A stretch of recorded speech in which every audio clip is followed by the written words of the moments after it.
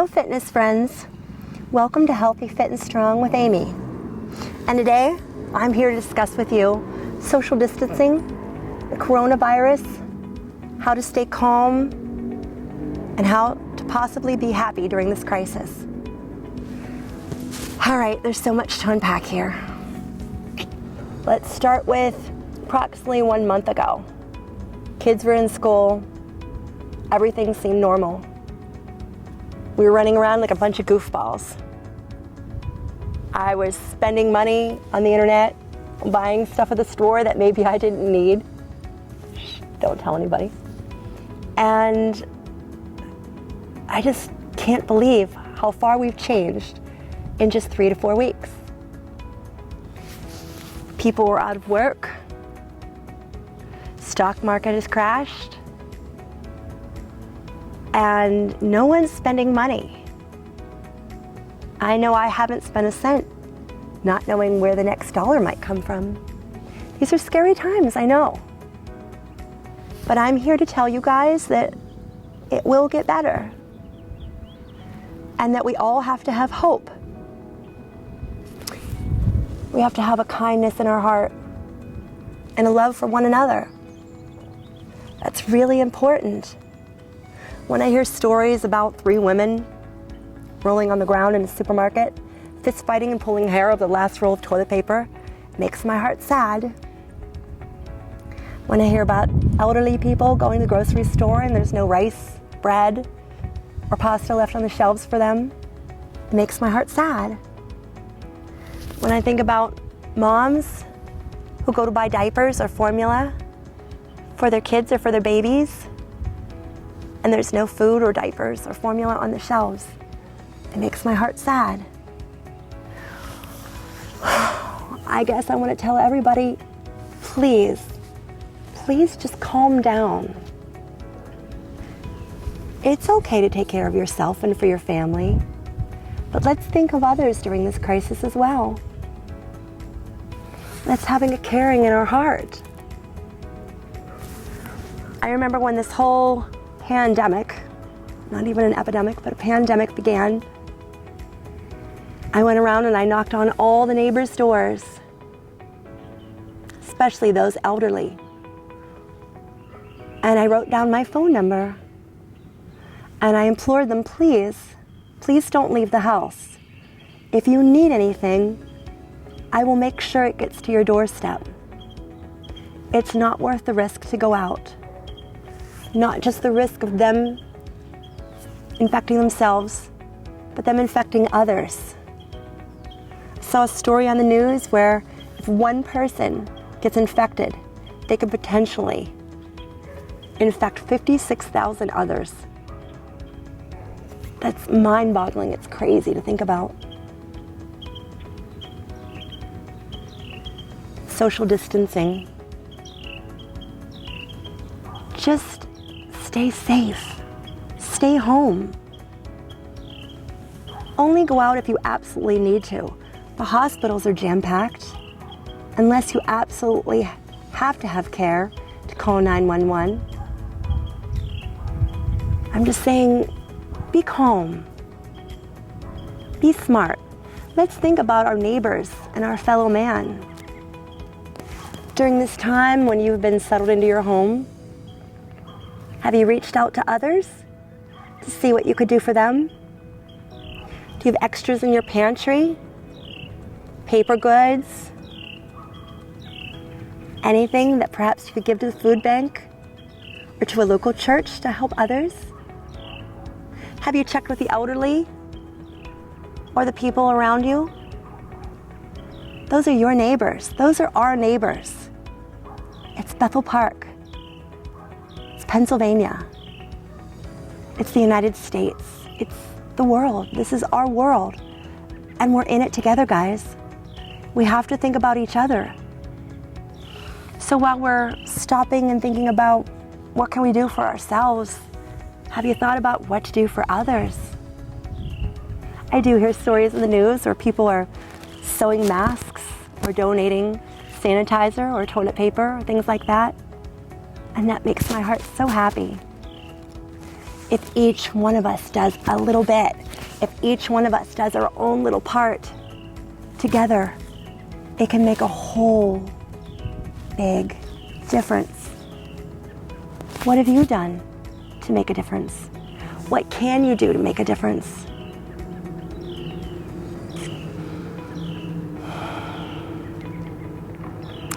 I think about the elderly.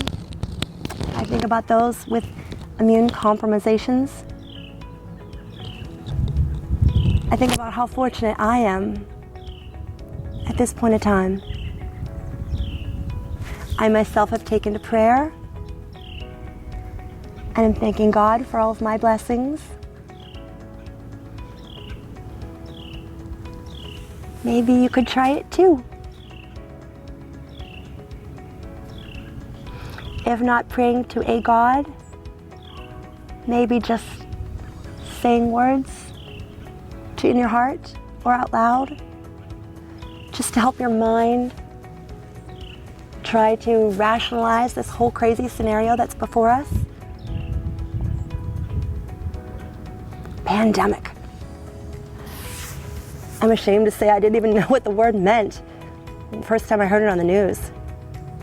Okay, I know that Pan-Asian food is a combination of different Asian cuisines. That much I knew.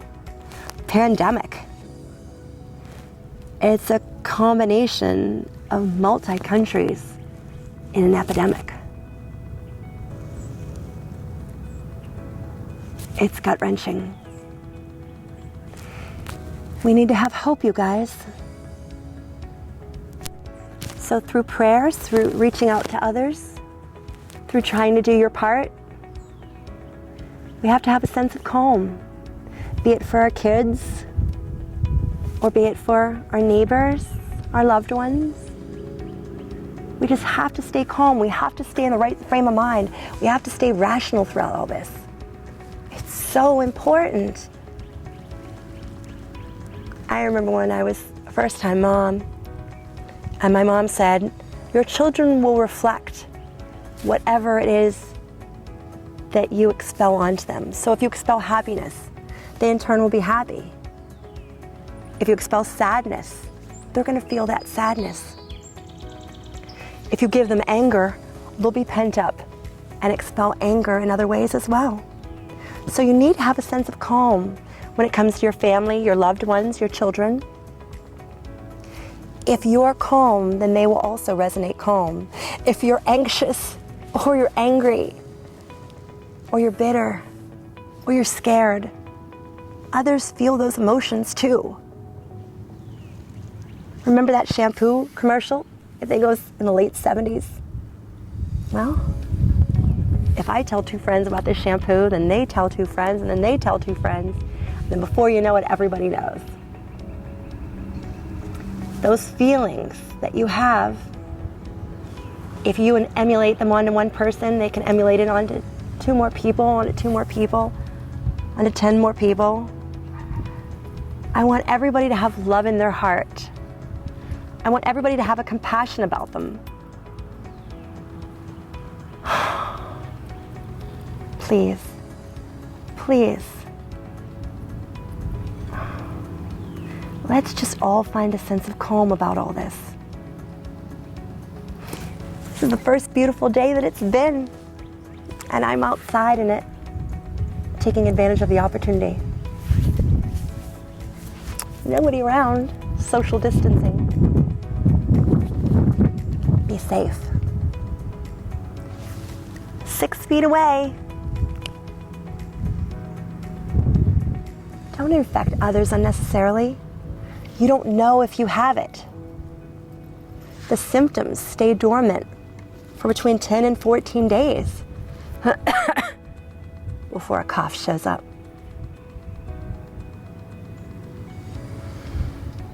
I'm just saying, we just need to be grateful for the things that we do have, for the world that we do live in, for the people around us. Emulate that calm, that peace onto others. Give the love that's in your heart. Let's think about all those healthcare professionals that are out there in the front lines giving of their lives every day. Just like the military does. Giving of themselves every day. Now here we have doctors, nurses, practitioners, emergency medical personnel. We have grocery store employees, pharmacy employees, that cashier at the local Walmart or Giant Eagle or CVS that's ringing up your candy bar. It's putting their life on the line. They're showing up to work each and every day. Why? A lot of them have to. A lot of them want to.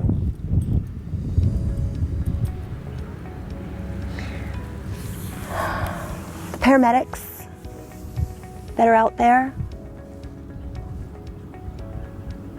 I saw a story on the news where the ambulances were wrapped in like a saran wrap, and they were in full hazmat suits. It's amazing how far we've come in just a month. Just be smart. Just be cautious. Please, can everyone have love in their heart? For maybe just one person? Can you reach out just to one person to see if they're okay? One neighbor to see if they need something? Send a text to somebody? See if you can drop something off? Little kindness goes a long way, guys. I'd love to give this information each and every day in my life. But now more than ever, it's so important. It's so important to have love to our neighbors. Be it our neighboring states, our neighboring countries, or all the world. Because we're all connected one way or another. A lot of people ask me, Amy, how are you dealing with all this? Well, I am doing exercise. Exercise excites the brain, makes those synapses snap, gives you that feeling of euphoria and happiness.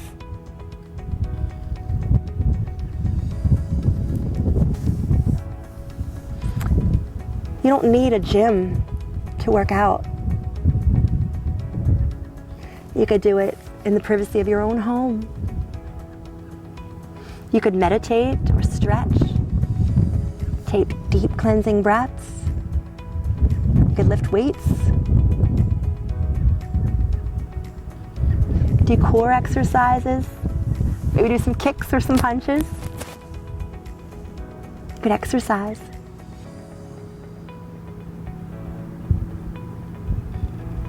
You could read a book that's maybe been sitting on your bookshelf for quite some time, collecting so much dust I'm almost afraid to admit it.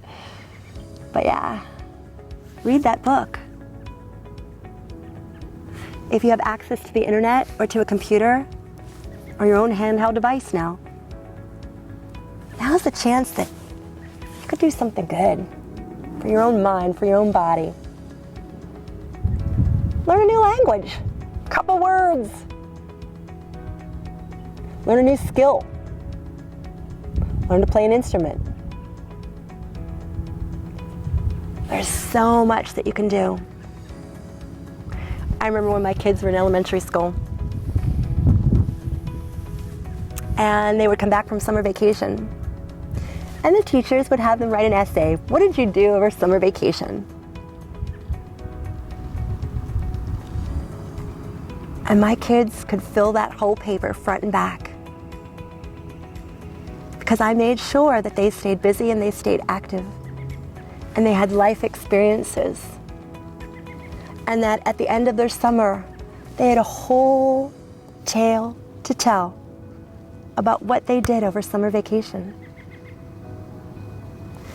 When this pandemic is over, What's your story that you're going to be able to tell? What did you accomplish over the pandemic?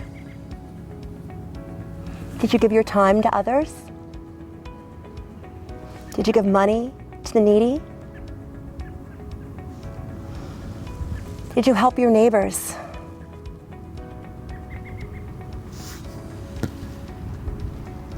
Did you remain calm? Did you keep the love and peace in your heart? Did you learn a new skill? What will your essay say when this pandemic's all done? Will it be a few short lines? Or will it take up the entire front and back of a piece of paper?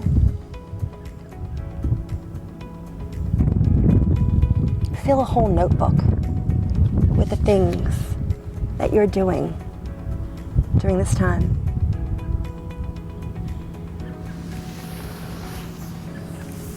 We're so busy during the course of our lives, aren't we? Hurry, hurry, hurry, getting here, getting there. We're so busy. This pandemic provides us a chance to catch up on things that we lost sight of, to connect with people that maybe we lost touch with.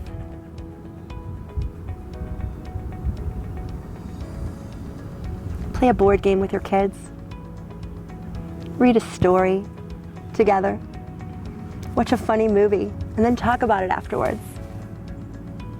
Bake some cookies. Pray together. Love one another.